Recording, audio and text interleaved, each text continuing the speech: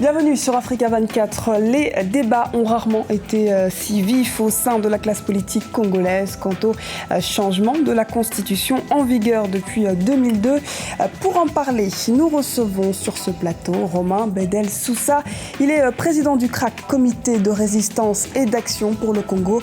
Il est également candidat à la présidentielle du Congo en 2016. Bienvenue et merci d'avoir accepté notre invitation, Monsieur Sousa. Merci beaucoup, madame. Monsieur Au plaisir. Monsieur Sousa, dites-nous, ce qui cristallise le débat politique au Congo, c'est donc la modification constitutionnelle voulue par le président Denis Sassou Nguesso. Vous décriez cet éventuel changement, pouvez-vous nous dire pourquoi ? Oui,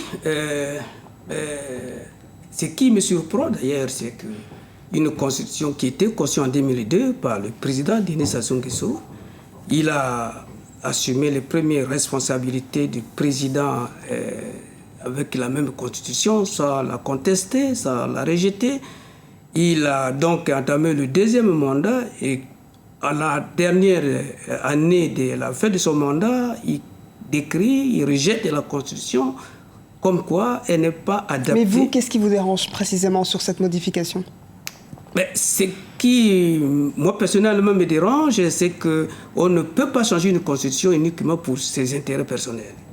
La constitution, c'est une loi fondamentale et lorsqu'on la touche, ça veut dire qu'elle doit concerner le peuple, les besoins du peuple, les intérêts du peuple, mais ce n'est pas pour ses faits personnels. Or, le cas actuel, c'est le fait personnel. Et ça, on ne peut pas accepter ça. Et le chef de l'État congolais, Denis Sassou Nguesso, a mené des consultations justement à ce sujet. Des membres de l'opposition ayant participé à ces consultations ont été suspendus. Est-ce que vous pensez que c'est la solution ?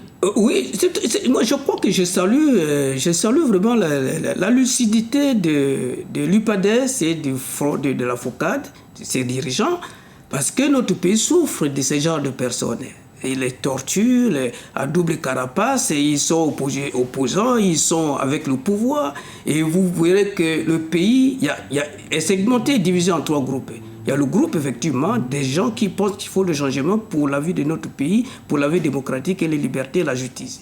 Il y a un groupe corrompu qui est au service du pouvoir. La journée, ils sont opposants. La nuit, ils sont partisans du pouvoir.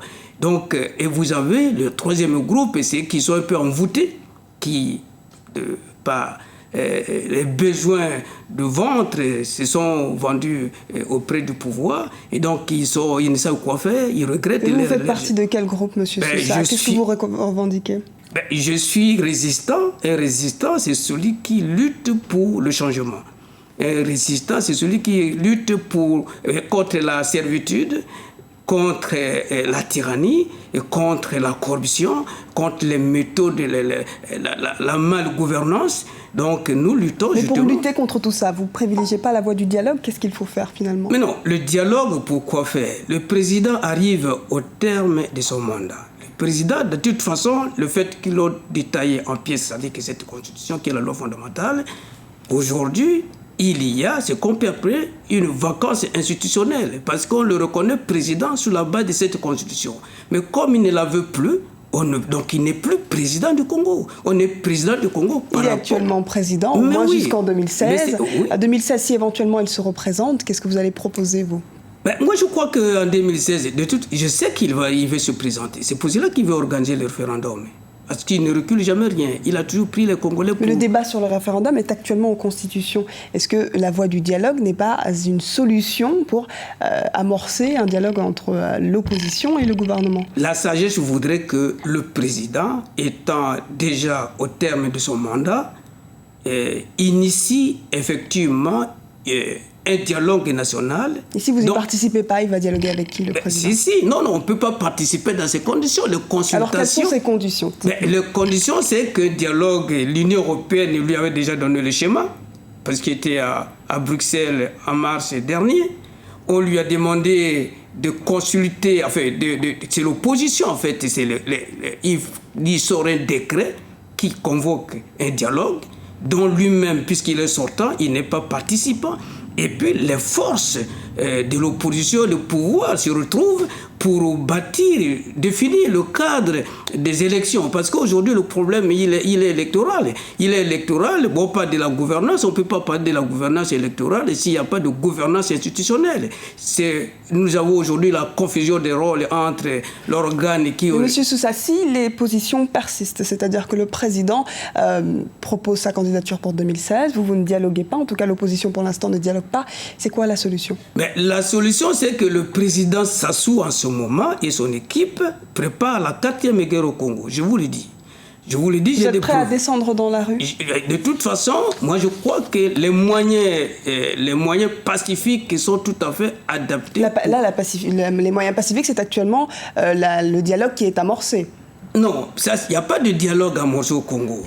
Les consultations n'ont rien à voir avec le dialogue. Le président Denis Sassou Nguesso appelle au dialogue, que ce soit l'opposition, la société civile, les partis politiques. Mais il ne faut pas qu'on fasse du pays une affaire de ruse. Ça, c'est la ruse. Et ça, c'est les méthodes de notre président. Il a toujours fonctionné comme ça. Il n'a aucune considération pour son peuple, pour les opposants. Il pense que lui, c'est l'éternel vainqueur. À chaque combat, il est vainqueur. Mais cette fois-ci, je suis convaincu qu'il ne le gagnera pas. Ça, au moins, c'est sûr. Merci beaucoup d'avoir répondu à nos questions, M. Romain Bedel Sousa. Je rappelle que vous êtes président du CRAC, c'est le comité de résistance et d'action pour le Congo. Vous êtes également candidat à l'élection présidentielle du Congo en 2016. Absolument, une élection pacifiquement organisée, démocratiquement organisée. On suivra ça de près, voilà. M. Sousa. Merci. C'était l'invité du jour. Merci de nous avoir suivis. Retrouvez dans un instant la suite des programmes sur Africa 24.